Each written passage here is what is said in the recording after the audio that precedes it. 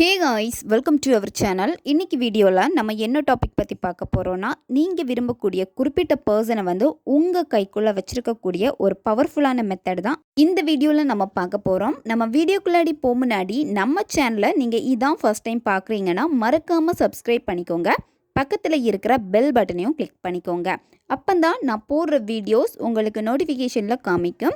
உங்களுக்கு எங்கிட்ட பர்சனலாக ஃபோன் கன்சல்டேஷன் எடுத்துக்கணும், இல்லை உங்களுக்கு விருப்பமான ஒர்க் ஷாப்பில் ஜாயின் பண்ணுறதுக்கு நீங்கள் இன்ட்ரெஸ்டடாக இருக்கீங்கன்னா நீங்கள் என்ன இன்ஸ்டா அல்லது மெயிலில் அதுக்கான டீட்டெயில்ஸ் கேட்டுக்கலாம். உங்களுக்கு பர்சனல் டேரோ கார்டு ரீடிங் தேவைப்பட்டனாலும் நீங்கள் என்ன இன்ஸ்டா அல்லது மெயிலில் டீட்டெயில்ஸ் கேட்டுக்கலாம். வாங்க வீடியோக்குள்ளாடி போகலாம். நீங்கள் விரும்பக்கூடிய குறிப்பிட்ட பர்சன் இப்போ உங்கள் சொல் பேச்சே கேட்க மாட்டேங்கிறாங்க, உங்கள் மேலே லவ் இல்லை, எனக்கு நீ வேண்டாம் அப்படின்னு சொல்லிட்டு உங்களை விட்டு விலகி போயிட்டாங்க. உங்களை எல்லா சோஷியல் மீடியாலையும் இப்போ பிளாக் பண்ணி வச்சுருக்காங்க. உங்களை காண்டாக்ட் பண்ணுறதுக்கான எந்த விதமான ஒரு சந்தர்ப்பமும் அவங்க உங்களுக்கு கொடுக்காம இருக்காங்கன்னா நீங்கள் இந்த மெத்தடை செய்யலாம். உங்ககிட்ட பொய்யான அன்பை காட்டி உங்களை லவ் பண்ண வச்சுட்டு உங்களை ஏமாற்றிட்டு போயிருப்பாங்க. பட் நீங்கள் அவங்கள ட்ரூவாக லவ் பண்ணி இருந்திருப்பீங்க. அந்த ட்ரூக்காகவே திரும்ப அவங்க எனக்கு வேணும் அப்படின்னு நீங்கள் நினைக்கிறீங்கன்னா இந்த மெத்தடை நீங்கள் தாராளமாக பயன்படுத்தலாம். இந்த மெத்தடை யாரெல்லாம் பயன்படுத்தலாம்னா, ஹஸ்பண்ட் அண்ட் ஒய்ஃபுக்குள்ளாடி சண்டை போட்டு பிரிஞ்சிருக்கீங்கன்னா அவங்க பயன்படுத்தலாம். ஒன் சைடு லவ்வில் இருக்கிறவங்க பயன்படுத்தலாம்.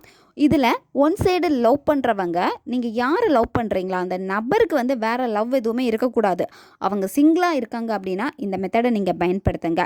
பிரேக்கப் லவ்வில் இருக்கிறவங்க பயன்படுத்தலாம்.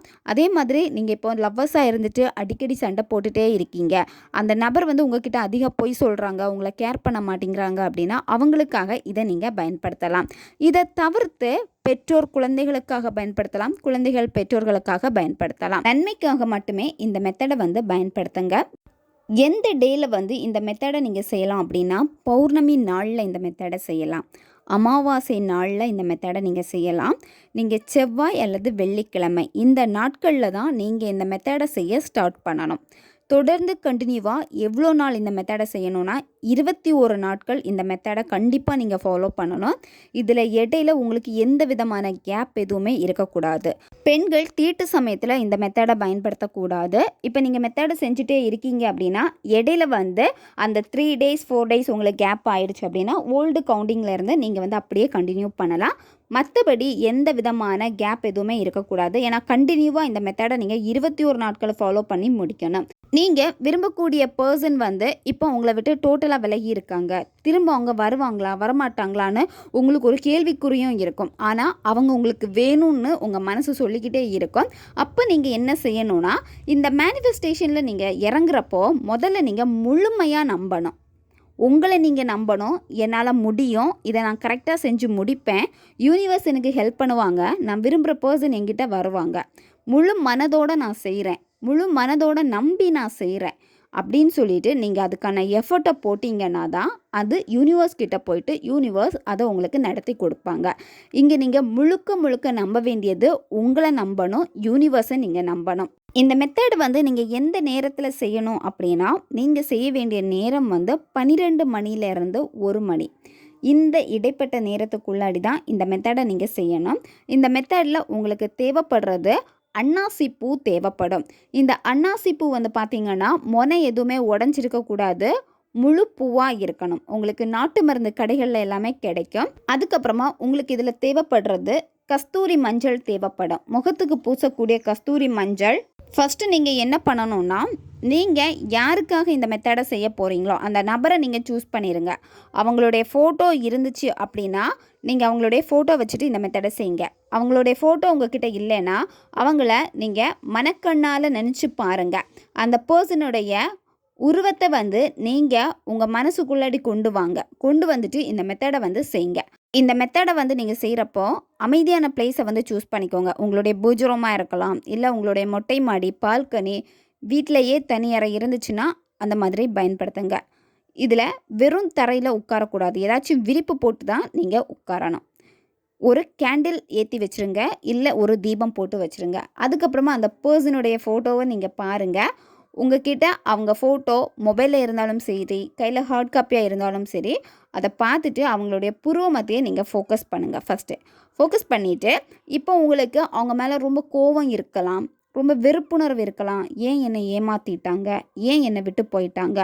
இப்போ நிறைய பேருக்கு வந்து ரீசனே தெரியாது. ஏன் என்னை விட்டு போயிட்டாங்கன்னு தெரியவே தெரியாமல் இருக்கும். அதுக்கான விடைகளை தேடிட்டு இருப்பீங்க. ஸோ இந்த மாதிரி என்ன குழப்பங்கள் இருந்தாலும் சரி, அதை முதல்ல அக்செப்ட் பண்ணிக்கோங்க. ஓகே, நான் இதை அக்செப்ட் பண்ணிக்கிறேன்னு சொல்லிட்டு அதுக்கப்புறமா அந்த நபருக்கு வந்து ஒரு நன்றியை செலுத்துங்க. உங்கள் லைஃப்பில் வந்திருக்காங்க, உங்களுக்கு ஒரு சந்தோஷத்தை கொடுத்துருக்காங்க, உங்கள் கூட இருந்த டைமில் எல்லாமே நீங்கள் ரொம்ப சந்தோஷமாக இருந்திருக்கீங்க. அப்போ அவங்களுக்கு நன்றியை மனப்பூர்வமாக தெரிவிச்சுக்கோங்க. உங்கள் மேலே ஏதாவது தப்பு இருக்குது, இல்லை நீங்கள் தப்பே செய்யலை, தெரிஞ்சு தெரியாமல் நீங்கள் தப்பு பண்ணியிருந்தீங்கன்னா மன்னிப்பு கேளுங்க. அதுக்கப்புறமா இந்த மெத்தடை செய்ய ஸ்டார்ட் பண்ணுங்கள். இந்த மெத்தடை செய்கிறப்போ உங்களுடைய மைண்டு வந்து ஒரு நிலைப்பட்டு இருக்கணும். இப்போ உங்கள் மைண்டு வந்து அலைப்பாஞ்சிட்டே இருக்குது, கான்சென்ட்ரேஷனே பண்ண முடியலன்னா ஃபஸ்ட்டு ஒரு 10-15 வாட்டி மூச்சு மெல்லமாக உள்ளே இழுத்து வாய் வழியாக மூச்சை வெளியே விடுங்க. எந்த ஒரு மேனிஃபெஸ்டேஷன் நீங்கள் பண்ணுறதா இருந்தாலும் சரி, பண்ணுறதுக்கு முன்னாடி இந்த மாதிரி நீங்கள் ப்ரீத்திங் எந்த ஒரு டெக்னிக் நீங்கள் பண்ணுறப்போ உங்களுடைய மனம் வந்து ஒரு நிலைப்படும். அதுக்கப்புறமா நீங்கள் மெத்தடு செய்ய ஸ்டார்ட் பண்ணுங்கள். ஃபஸ்ட்டு வந்து நீங்கள் என்ன செய்யணும்னா, ஒரு பேப்பர் எடுத்துக்கோங்க. அந்த பேப்பர் வந்து ப்ளைன் பேப்பராக தான் இருக்கணும். ரெட் கலர் பென் எடுத்துக்கோங்க. உங்களுடைய இடது உள்ளங்கையில் அவங்களுடைய பேரை நீங்கள் எழுதுங்க. நீங்கள் அவங்கள அதிகமாக என்ன பேரில் கூப்பிடுவீங்களோ அதே பேரை நீங்கள் எழுதுங்க. அதுக்கப்புறமா அந்த கைக்கு மேலேயே ஒரு அன்னாசி பூ வைங்க. இப்போ நீங்கள் இடது உள்ளங்கையில் பேர் எழுதி வச்சுட்டீங்க. அதுக்கு மேலே அந்த அன்னாசி பூவை வச்சுட்டு நல்லா க்ளோஸ் பண்ணிடுங்க. கையை க்ளோஸ் பண்ணிவிட்டு அந்த பர்சனை நீங்கள் நினச்சி பாருங்கள். இப்போ அவங்க உங்கள் லைஃப்பில் உங்கள் கூட உங்கள் பக்கத்தில் இருக்காங்க. அந்த ஒரு சந்தோஷமான உணர்வு நிலையை நீங்கள் கொண்டு வந்துட்டு நீங்கள் அவங்கள கூப்பிடணும். நீ இப்போ எந்த திசையில் இருந்தாலும் சரி, என் காதல் உனக்குள் வந்தடைந்தது. அந்த காதலை நீ உணர்ந்து விட்டாய். என்னை நீ அதிகம் தேடுகின்றாய். அந்த தேடலினால் உனக்குள் இருக்கக்கூடிய அந்த அழகிய காதல் இன்று என்னை வந்து சேர்ந்தது. உன் ஆழ்மனதை நான் இன்று எனக்குள் கட்டுப்படுத்துகிறேன். உன் ஆழ்மனம் எனக்கு கட்டுப்பட்டு விட்டது. நீ இக்கணமே இந்த நொடியே என்னை தேடி வர வேண்டும். இது உனக்கு போடும் கட்டளை. நீ இப்போது வந்தடைந்து விட்டாய். இந்த வார்த்தையை தான் நீங்கள் சொல்லணும். இப்போ இந்த வார்த்தையை வந்து நீங்கள் மனப்பாடம் பண்ணாலும் சரி, இல்லை ஒரு பேப்பரில் எழுதி வச்சுட்டு நீங்கள் வந்து சொன்னாலும் சரி, இந்த வார்த்தைகளை சொல்ல சொல்ல என்ன ஆகும் அப்படின்னா உங்களுக்கு இன்னும் வைப்ரேஷன் அதிகமாகும். அந்த கட்டளை வாக்கியங்கள் நீங்கள் போட போட என்ன ஆகும் அப்படின்னா உங்களுக்குள்ளேயே ஒரு உணர்வை வந்து இந்த இடத்துல வந்து ஃபீல் பண்ணுவீங்க. உங்களால் எவ்வளோ நேரம் வந்து அந்த வார்த்தைகளை வந்து ரிப்பீட்டடாக சொல்ல முடியுமோ அவ்வளோ நேரம் தொடர்ந்து நீங்கள் சொல்லுங்கள். குறைஞ்சது 10 நிமிஷமாச்சும் நீங்கள் சொல்லணும். சொல்லி முடிச்சுட்டு என்ன பண்ணணும்னா, இப்போ கையில் இருக்கக்கூடிய அந்த அன்னாசி பூவை வந்து நீங்கள் ஒரு பேப்பர் எடுத்து வச்சுருப்பீங்க, ஒயிட் ஷீட் பேப்பர், அதில் வச்சுருங்க. அதுக்கப்புறமா கொஞ்சமாக கஸ்தூரி மஞ்சள் நீங்கள் எப்படி எடுக்கணும்னா, இப்போ நீங்கள் திருநீர் போடுறப்ப வந்து உங்களுடைய கட்டை விரல், உங்களுடைய மோதிர விரலை நீங்கள் பயன்படுத்துவீங்க. இன்னும் சிலர் வந்து கட்டை விரல், ஆள்காட்டி விரலை வந்து பயன்படுத்துவீங்க. அதே மாதிரி தான் இங்கே நீங்கள் என்ன செய்யணும்னா, கட்டை விரல், ஆள்காட்டி விரல், நடுவிரல், இந்த 3 விரலை தான் நீங்கள் பயன்படுத்தணும். இந்த 3 விரலையும் வச்சுட்டு நீங்கள் கொஞ்சமாக உங்கள் கைக்கு எவ்வளோ வருதோ அந்த அளவுக்கு வந்து கஸ்தூரி மஞ்சள் நீங்கள் எடுத்துட்டு இந்த அன்னாசி பூக்க மேலே வந்து போட்டுருங்க. 2 பக்கத்துலேயும் வந்து நீங்கள் ஸ்ப்ரெட் பண்ணணும். போட்டுட்டு அந்த பேப்பரை வந்து நீங்கள் ஃபோல்டு பண்ணி வச்சுருங்க. இந்த மாதிரி ஒவ்வொரு நாளும் நீங்கள் ஒவ்வொரு அன்னாசி பூ எடுத்து இதே மாதிரி தான் நீங்கள் செய்யணும்.